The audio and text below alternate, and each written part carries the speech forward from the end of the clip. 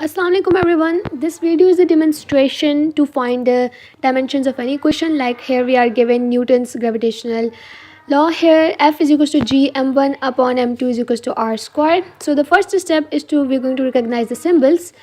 We're going to copy it down. F is equals to g m1 m2 upon r square.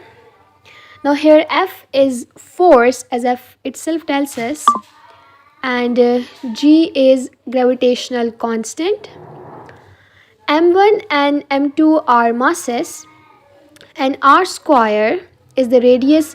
और ये radius भी हो सकता है, डिस्टेंस है, लेंथ है, जो भी टर्म्स हो ये सिर्फ एक ही चीज़ है. इसको हम डायमेंशंस में एक ही ऐसा लेंथ ही कंसिडर करते हैं. सो फोर्स का of course you are all well aware कि फोर्स का यूनिट न्यूटन होता है और जी का ग्रेविटेशनल कांस्टेंट का हम नहीं पता हमें, तो फिर हम जी इसी तरह लिख देंगे. m1 और m2 दोनों मासेस हैं तो उन दोनों का kg एंड kg होगा. और r स्क्वायर जैसे कि रेडियस है और रेडियस हमेशा डिस्टेंस होता है. अब चाहे इधर आपको डिस्प्लेसमेंट दी हो, कुछ भी दी हो, जो लेंथ होती है वो हमेशा मीटर से हम उसको शो करते हैं. सो इसको हम फर्दर इम्प्रूव करके n इज इक्वल टू जी के जी स्क्वायर कर देंगे अपॉन m, क्योंकि के जी बाई के G is K G square. This is m square, sorry.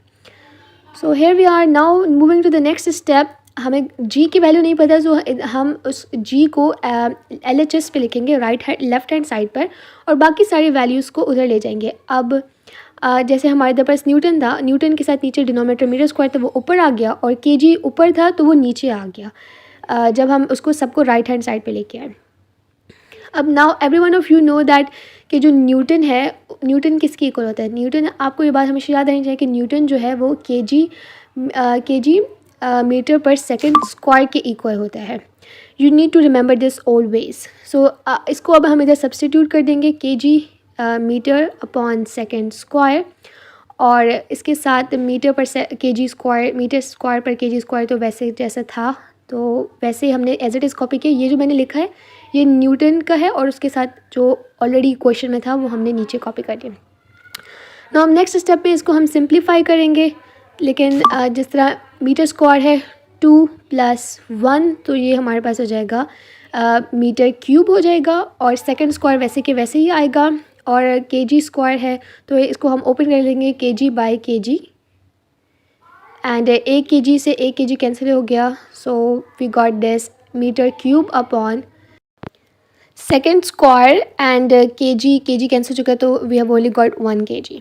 Now ये हमारे पास अब इसमें सिंप्लीफाई हो चुका है. सो द नेक्स्ट स्टेप क्या होगा कि हम इसके सबके डायमेंशंस देखें. अब मीटर है, मीटर का हमेशा डायमेंशन लेंथ होता है, चाहे कोई भी डिस्टेंस हो, कोई भी मीटर है. सेकंड का of course you know this is time, so इसके टाइम का टी होता है, और के जी इज़ मास, सो मास का हमेशा डायमेंशन कैपिटल एम होता है. हमने यूनिट्स को अब इनके डायमेंशंस में कन्वर्ट कर दिया. अगर हम अल्फ़ाबेटिकली लिखना चाहें तो हम पहले m and l and t लिख देंगे, तो जब m ऊपर जाएगा वो -1 हो जाएगा, और l3 and t is -2. This is the answer to this equation. Now मैं आपको एक टेबल बता देती हूँ. अगर आपने ये याद रख लिया तो you can easily solve this one, कि हमेशा मास का जो है सिंबल वो हमेशा kg होता है और उसकी डायमेंशन हमेशा m होती है. टाइम सेकंड से शो करते हैं, उसकी डायमेंशन हमेशा टी होगी. जहाँ भी टाइम या जहाँ भी मास होगा आप हमेशा उसकी डायमेंशन m t लिख देंगे, और जहाँ लेंथ होगी वहाँ you always going to use the symbol m and जिसकी डायमेंशन l होगी. अब एंड लेंथ ज़रूरी नहीं कि हमेशा रेडियस हो, ये डिस्प्लेसमेंट भी हो सकती है, किसी भी वर्ड्स में हो सकती है, लेकिन हमेशा इसकी डायमेंशन l ही होगी.